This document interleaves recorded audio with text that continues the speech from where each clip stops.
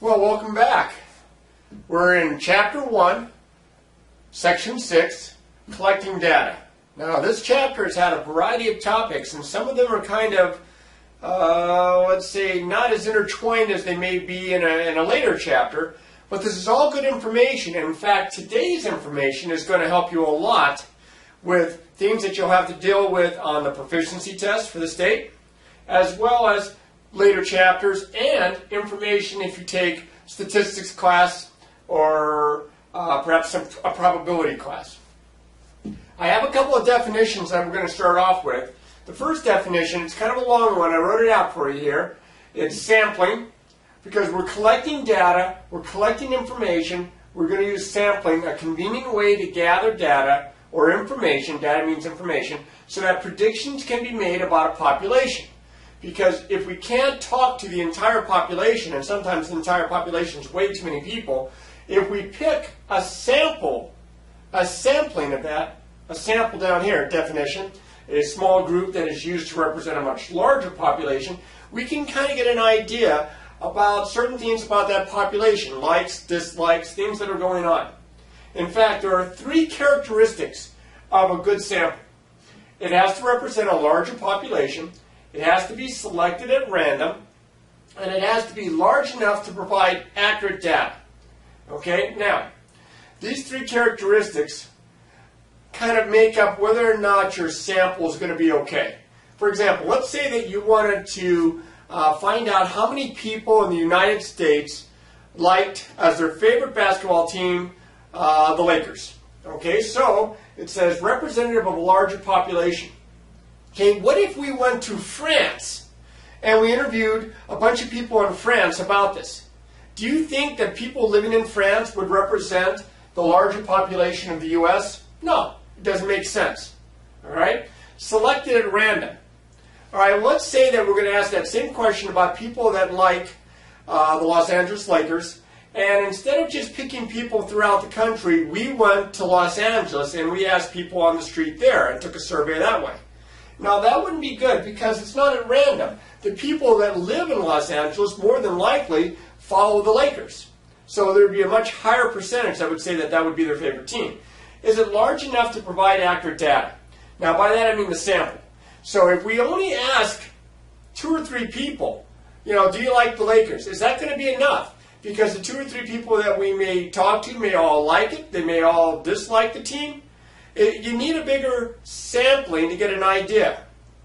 So these are the 3 characteristics that we have to look for. Okay? Now what we're going to do is we're going to apply this and we're going to look at frequency tables and such. But I got to get rid of this. So what I'm going to do is I'm going to clear this off. There, that's better. All right, now once we do a survey, once we collect the data, then we have to organize the data. Okay? It's easy to collect the data, but it's a little tougher to organize it. There's a lot of different ways you can organize data. Some of you may have seen data organized on a bar graph, or a circle graph, or a line graph, or a pictograph. Some of you may have seen a box and whisker to describe the frequency, or a stem and leaf plot. But we're going to start off with one of the more basic type, and that's the frequency table. And I've drawn kind of a basic idea for a frequency table. There's going to be 3 columns. Always have a title for what's going on. Always have your title. There's going to be 3 columns here. The first column is what we're trying to determine how many we have. For example, if I was to say I wanted to do a frequency table for the grades that I'm going to give to my students, I might have as categories an A here, a B here, a C here, a D here, and hopefully not too many down here, an F. Then the tally marks are the little lines that you use and organize in 5s that you can determine how many of each you have. And then, of course, the frequency is the exact number of all those tally marks. So you can see it's just a way, you probably have done this before. It's a way to organize data. Make sure that you put a title at the top so we know what the table is telling us. All right, and what we're going to do next is we're going to do an example of one of these. And to do that, I'm going to have to clear this off, so I'm going to do that next. Okay, that's better. It says here in this example, make a frequency table to organize the data below. It says right here, this is very nice. This is a nice little hint to use. They don't all give us, these problems don't always give us this hint. Use intervals of 5. Now you say, well, what data are we talking about? Record high temperatures for selected U.S. states. And notice it's in degrees Celsius, so the numbers are going to seem a little bit lower because remember, Celsius, the temperature is a little bit lower. 0 degrees Celsius does match up with 32 degrees Fahrenheit, as 100 degrees Celsius matches up with 212 degrees Fahrenheit. Well, that's more for your science class for right now anyway. But what we're going to do is we have all these temperatures. The degree signs are not written down, but they're there, they're understood to be there. And you can see that 44, 38, 53. You look for the highest, you look for the lowest. And I'm thinking that right now, from what I can tell, this is my lowest, and my highest looks like it's 57 right there.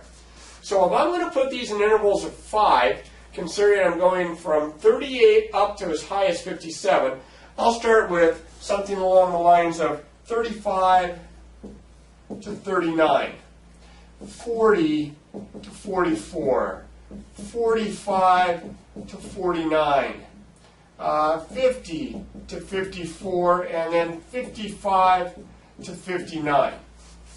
That's what I meant by the intervals of 5 right here. And you say, well, what if I'd gone from, say, 36 to 40? And so all these would have been one bigger. It would still work out okay. So there's more than one correct answer, more than one way to write this. Now comes the fun part. The tally marks are easy. All you do is put a line to represent each one of these temperatures, each one of these recorded temperatures in the appropriate interval. For example, 44 is the very first one. It goes right in here, so I just put a tally mark like that. So I'll cross that out so I don't use it twice. And then there's 38. 38 would be right here. I'll cross that out. 53, I'm going to go a little faster, right here. 49 would be right here. 57, that's down here. 48 would be right here.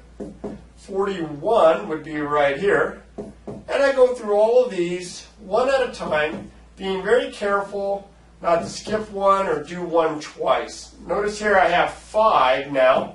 So I went ahead and put the bar across like that, the diagonal bar there, to represent a pack of 5 there. And we got 38, that would be here. 48 is here.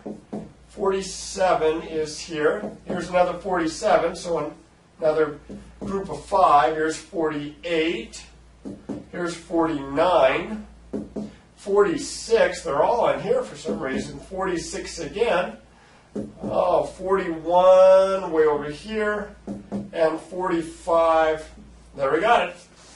And now we just count up our tally marks here. We have 2, so the frequency here is 2. We've got, looks like 6, and we have 10, and we have 1, and we have 1, and we have created a frequency table. Now I kind of jumped it a little bit in that I went ahead and made the correct number of columns and rows across because I've done this before. But look at the key parts. I have a title. I have the headings. I have my intervals. Sometimes it's an interval number. Sometimes it's a letter grade. But I have my categories here. I have all the tally marks put in from the data that was given. Oh, cross that out. And I have my frequencies which come from here. Of course, if this is wrong, these are going to be wrong.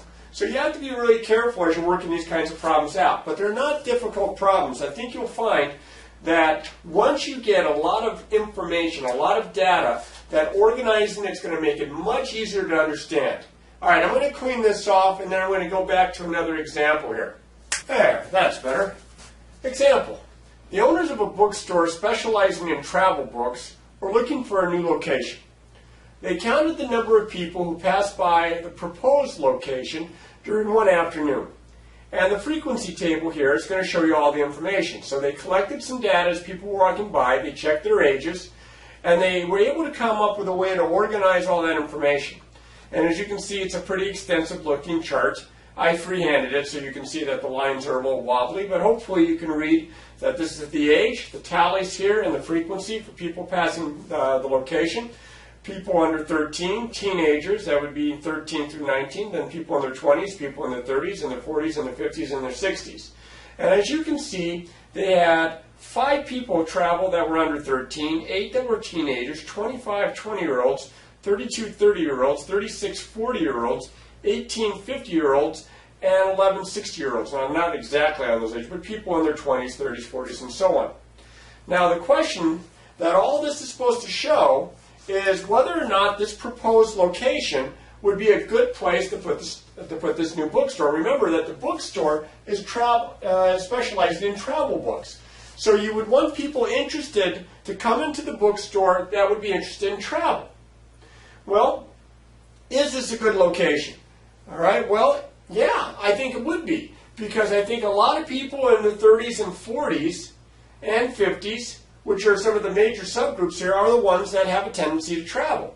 People younger don't always have enough money. People older are maybe a little bit more set in their way, and maybe they're on a limited income. But these people in here, they're working, and probably this would be the age groups right in here where you would more than likely find people that would be interested in travel. Now, as you can see, it's people in the 40s that have the greatest amount at 36, and then people in the 30s at 32. So again, if I'm buying this bookstore, or moving this bookstore, and I want to buy or rent a place where I think I can increase my business, I want it to be where people passing by would be interested in coming in and checking out the books that I have to sell, and hopefully buying them.